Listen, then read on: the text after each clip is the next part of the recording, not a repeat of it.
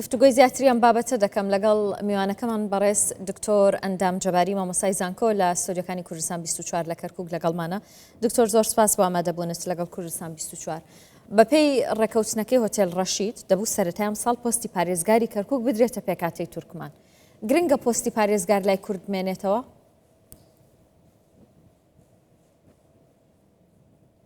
بەنای خۆی بەخشندە و میهرەبان دەستخۆشی لە بەڕێستانەکەم سپاس بۆ ئەم میوانداریە. ڕاستیدا بەداخەوە لە دوای هەڵبژاردنەکانی ئەنجومەنی پارێزگای کەرکووک بەهۆی ناکۆکی سیاسی و کێبڕکێی لایەنەکان بەداخەوە ئەوەی لێکەوتەوە کە ماوەیەکی زۆر بەسەر هەڵبژاردنەکان تێپەڕی بەبێ پێکهێنانی حکوومەتی خۆجێیی کەرکووک. لە دەرەنجام کورد پۆستێکی زۆری لەدەستدا، کورد زیانێکی زۆری بەرکەوت بەداخەوە. ئەو ڕێکەوتنەی هەر بۆ خۆی لە دەرەوەی کەرکووک، لە دەرەوەی بینای دیوانی پارێزگاری کەرکووک بە ڕێکەوتنی چەند لایەنێک ئەنجام درا بە پاشەکشەی زۆرێک لە پێگە و پلە و پۆستەکانی کورد لە کەرکووک کۆتایی پێهات.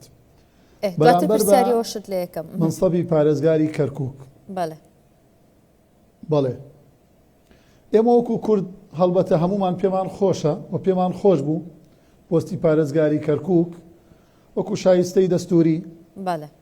وەکو ڕێژەی دەنگدان، وەکو بەدەستهێنانی زۆرترین دەنگ لە هەڵبژاردنەکان، وەکو زۆرترین کورسی کە بەدەست هاتووە لای کورد بوو بە حەقێکی زۆر زۆر شایستە و زۆر ئاسایی کوردمان ئەزانی. بەڵام شایستەی ئەوە بوو کە کورد زۆرترین پۆستەکانی دیکەی لە دەستیا لە پێناو پۆستی پارێزگاریان ئێستا کورد کە پرسیارەکەیە نزیکەی 132 پۆستەکانی کەرکووکی لە دەست نییە کە پێکاتی تورکمانە. بەڵێ و زیاتریش بەداخەوە ئایا من ئەم پۆستە وەرگرم لە کاتێکا پێشتریش لای من بووە بەرامبەر بەچی قایم قامی ناوەند و قایم قامەکانی دەوروبەر هەمووی تەسلیم بکەم،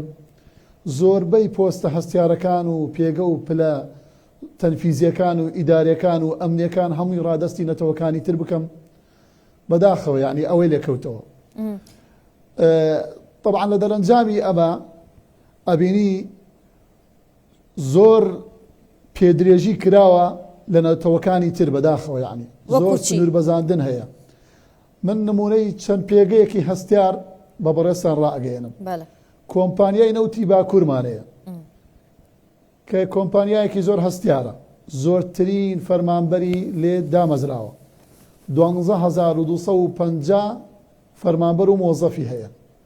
یعنی تەسەوڕەکەی لە کۆی گشتی 12250 فەرمانبەر لە کۆمپانیای باکوور تەنها 1100 فەرمانبەری کوردە. ئەمە بە حەقیقەت ڕەوایە لە ناو دیوانی ئەنجومەنی پارێزگای کەرکووک. وەرە بە نمونە وەرگرە 11 دەستەمان هەیە یەک دانەی لای کووردە، 44 قسم بەشمان هەیە. دکتۆر پرسیارێک ینی بەپێی ئەو ڕێکەوتنەی کراوە لە بەرامبەر پۆستی پارێزگار هەموو ئەم پۆستانە ینی کورد لی بێبەشە. ئێستا ئەگەر یەکێتی پۆستی پارێزگار بداتە پێکاتەی تورکمان ئەم پۆستانە وەرەگرێ بۆ نمونە پۆستی سەرۆکی ئەنجومەنی پارێزگا، پۆستە هەستیارەکانی دیکەی وەکو بەپێی ڕێکەوتنەکە پۆلیس، بەڵێ بەپێی ڕێکەوتنەکەی ئوتێل ڕەشید بێت، بەپێی لێدوانەکانی سەرۆکی لادرا و دوورخراو بێت محەممەد حەلبوسی سەرۆکی پەرلەمانی پێشووی لادراو و وەکو حزبی تەقەدمیش ئەو هاتە کەرکووک قسەی کرد و بەپێی لێدوانەکانی محەممەد تەمیم بێت کە جێگەری سەرۆکی جێگەری حزبی تەقەدمە و وەزیری پلاندانانە و جێگەری ڕئیس وزرای عێراقە بەڕاستی زۆر بە ڕاشکاوانە هاتە کەرکووک خۆی لەگەڵ حەلبوسی قسەیان کرد، وتیان لە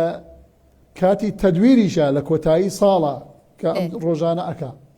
ئەگەر بێت و پۆستی پارێزگاری کەرکووکیش بدرێتەوە بە عەرەب ئەو پۆستانەی تر کە لای عەرەبە جارێکی تر ناگەڕێتەوە بۆ کورد. ئێژا کورد بەمە ڕازیە بێ لە کەرکووک لێدوانەکانی خۆیان ماوە. وەڵی جا بۆ خۆی ئیتر ئەوەیە بەداخەوە، یعنی ئێمە حەزمان نەکرد وەکو کورد یعنی تەبابن ئەو یەکریزی ئێستا چەند گرنگە بۆ کورد بۆ ئەوەی کە پۆستی پارێزگاریش لە دەستنەیە. ئەگەر یەکریزی و تەبایی نێوخۆیی کورد لە کوردستان گرنگ بێت کە گرنگە لە ناوچەکانی ئیدارەی هەرێمی دەرەوەی کوردستان بەڕاستی گرنگترە بە حەقیقەت، چونکە من ئەوەش بۆ خۆی پرسیارێکە، یعنی لەگەڵ ڕێزمە طبعاً ئێمە وەکوتمان زۆرمان پێخۆشە پۆستی پارێزگاری کەرکووک لای کووردە و پێشمان خۆشە لای کورد بمێنێ، بەڵام چۆن لای کورد بێت؟ لای کورد بێ لە پاڵەوە تەنها مەنسەبێک بدرێ بە کورد و دەیان مەنسەب و سەدان پێگەی هەستیار بدرێ بە عەرەب و نەتەوەکانی تر. لای ئێمە بێت و لەژێر سایه حکمڕانی خۆجێیی کورد کە بەناو لە نوکی هەڕەمەکە کوردانین و لەولاوە بۆ خۆی دەیان مخالەفات هەیە. من با یەک نمونەیە کە ئەمە بەڕاستی ئەوانەڵێن ئێمە داوا ئەەکەم لە بەرپرسانی کورد لەلایەنە کوردستانەکان قسەی لەسەر بکەن. شەقام و ڕێگاوبانەکانمان چاک کردووە. آخر منێکی کورد یەکەم شت خزمەتگوزاری دەستخۆشیەکەی بەڕاستی لە ئیدارەی خۆجێیی کەرکووک کە هەموو پێکاتەکانی تایە ئەگەر کرابێ، بەڵام یەکەم ئایا پێشتر ئەوانە نەبووە؟ ئەمە یەک دوو و ئایا بەس بۆ گەڕەکە کوردەکانە یان دوو هێندەی گەڕەکە کوردەکانیش بۆ گەڕەکە عەرەبەکان هەیە؟ یعنی جا عەرەب چۆن قبوڵەکە ئەگەر تۆ بۆ بەس پەنجاعەلی و دەروازە و گەڕەکی کوردستان و بۆ ئیسکان و شۆرجە و ڕەحمی ماوە ئیشکەی بێگومان ئەوانیش دوو هێندە ئیشان کردو بۆ گەڕەکەکانی خۆیان گەڕەکە عەرەب نشینەکان. من یەک نمونە بە جەناب دەڵێم، کولیەی ئیمامی ئەعظەممان هەیە کە کولیەیەکی زۆر هەستیارە،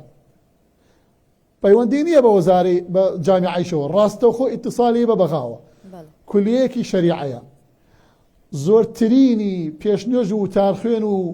مامۆستایانی ئاینی لە منداڵدان و ڕەحمی کولیەی ئیمام ئەعظەمەوە دەرەچێت، دەرەنجام ئەوانن مینبەری مزگەوتەکان وەرەگرن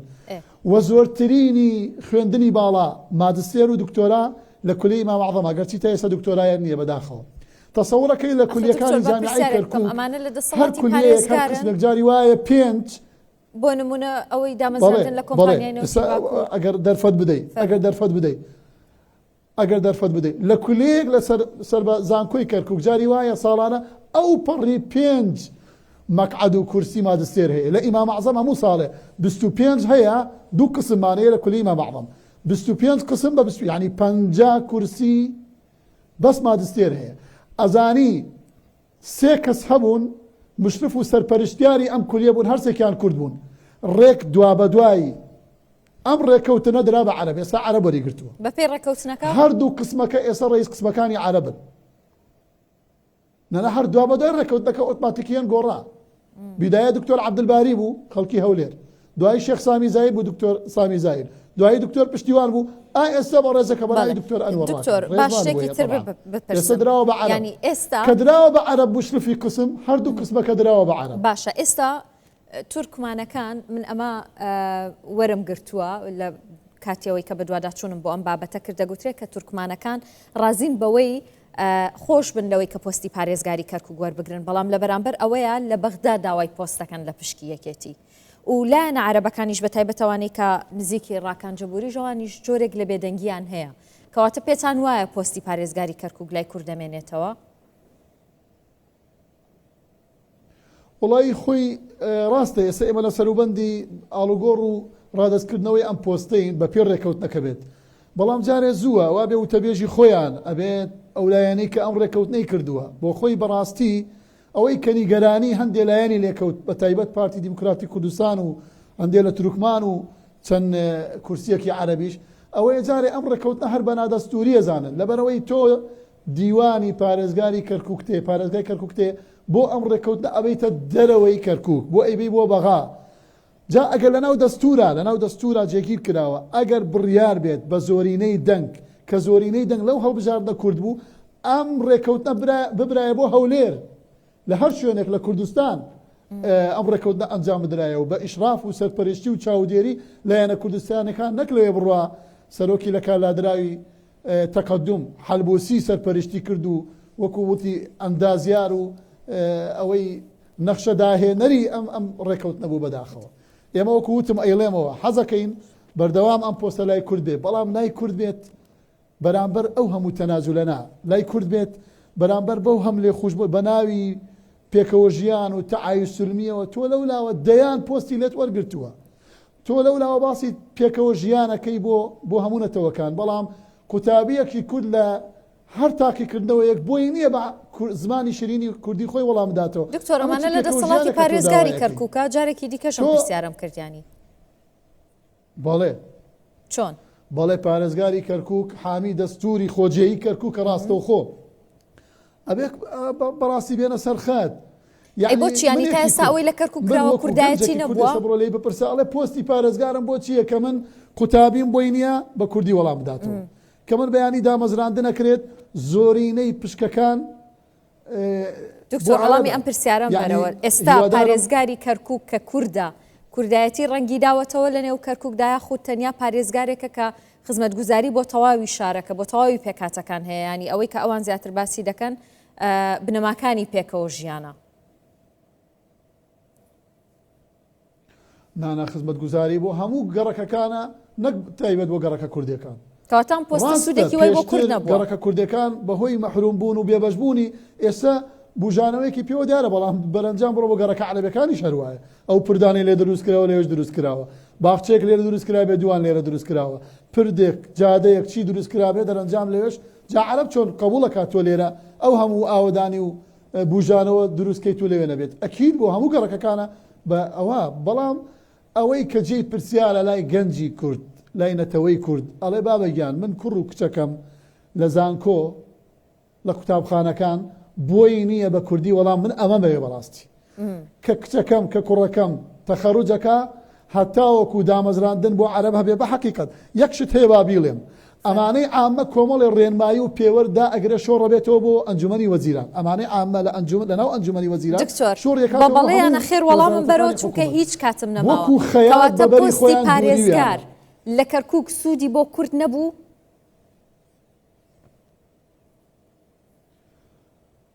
وەڵاهی بەڕاستی ئەوەی کە بە پێی قەبارەی پۆستەکە بێ و بە پێی پێگە گەورەکە بێت ئەو سوودە ڕەنگە ئیعلام بێ بەڕاستی زەکرا بێتەوە ڕاستە ڕەنگە کۆمەڵی بژانەوە و ئاوەدانی لە گەڕەکە کوردەکانە بێ بەڵام وەکوتم دەرەنجام ئیعلام چاواشەکاری نەکە لە گەڕە کوردەکە لە عەرەبە لە گەڕەکە عەرەب نشینەکانیش هەروایە ئەو پۆستانە کە ڕادەست کراوە دراوە بە عەرەب بەڕاستی هیچی کەمتر نییە لە پۆستی پارێزگار زۆر سپاس دەکەم دکتۆر فیزیترنەوە سپاس دەکەم دکتۆر ئەندام جەباری مامۆستای زانکۆ لە سۆدەکانی کەرکووکەوە لەگەڵمان بووی